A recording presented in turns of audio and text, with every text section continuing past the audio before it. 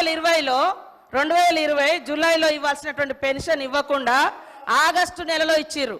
అప్పటి నుంచి ఒక నెల లేట్ అవుతూ వస్తుంది. అది ఇప్పుడు మా మీద చెప్తున్నారు.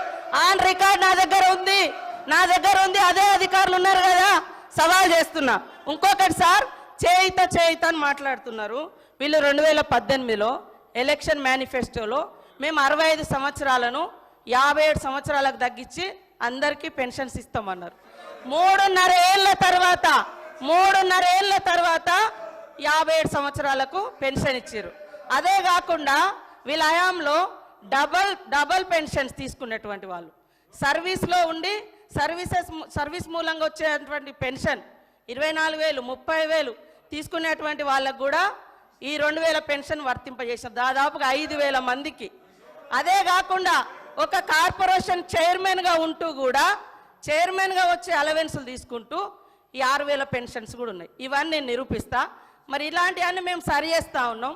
మీరు అద్భుతంగా అబద్ధాలను మా మీద ప్రచారం చేసి మీ సంవత్సరం మీరున్నప్పుడు కూడా 31వ తారీఖు 20వ తారీఖు 16 27 అట్లా ఇచ్చిన మొత్తం 2014 నుంచి డాటా మొత్తం నా దగ్గర ఉంది. మీరు చెప్పటే కరెక్ట్ అని చెప్పి మిగతా వాళ్ళంతా తప్పు, మేము తప్ప ఇక ఈ దేశాన్ని పరిపాలించటం లేరు, అందరు తప్పులు అనేటువంటి విధంగా మాట్లాడడం సరైనది కాదు. నేను ఈ రికార్డు ఇస్తా, హరీష్ రావు గారు చూసుకోవాలని కోరుతా ఉన్నాను. హరీష్ రావు.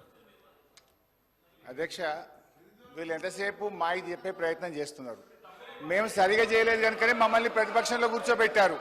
రేపు మీరు కూడా ఇడికి వస్తారా? మరి రాండి, మీరు అదే తప్పు చేస్తే మీరు ఇడికి వస్తారు, మేము ఆడికి వస్తాం. అధ్యక్ష,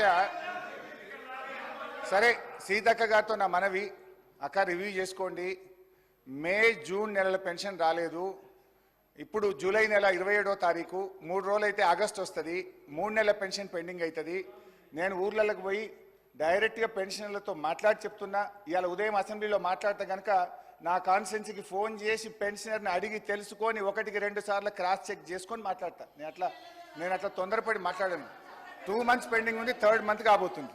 సరే, అయితే సార్, ఇప్పుడు బడ్జెట్ ప్రసంగంలో బట్టి గారు అన్నట్టు చేతగానమ్మకు మాటలు ఎక్కువ అనే మాట ఇది మాకు కాదు, ఆప్ట్గా కాంగ్రెస్ పార్టీకి మీకే వర్తిస్తాయి. అధ్యక్ష, మొత్తం మీద వీళ్ళ స్ట్రాటజీ ఏమిటంటే ఎన్నికలప్పుడు బజాయించు హామీల డంక అమలు చేయకుండా ఉండేందుకు వెతకాలే ఏదో ఒక వంక. ఇది వీళ్ళ స్ట్రాటజీ. అధ్యక్ష, ఇకపోతే మేనిఫెస్టోలో మొదటి పేజీ చాప్టర్ 1 మొదటి లైన్లో వీళ్ళు చెప్పింది ఏంటంటే పూర్తి స్థాయి ప్రజాస్వామిక పరిపాలన అందిస్తామన్నారు. అంటే ప్రజలకు భావ ప్రకటన స్వేచ్ఛకు, నిరసన తెలియజేసే హక్కుకు హామీ పడతామనే కదా అధ్యక్ష. కానీ వాస్తవంలో ఏం జరుగుతుంది అధ్యక్ష? City central library, Rahul Gandhi గారు సిటీ సెంట్రల్ లైబ్రరీకి పోయి ఎన్నికల ముందు మెట్ల మీద కూర్చొని మీకు 2 లక్షల ఉద్యోగాలు ఇస్తామని, మీకు జాబ్ క్యాలెండర్ ఇస్తామని స్వయంగా ఆయన హామీ ఇస్తే జరిగింది ఏంది అధ్యక్ష? ఇవాళ మొన్న సిటీ సెంట్రల్ లైబ్రరీలో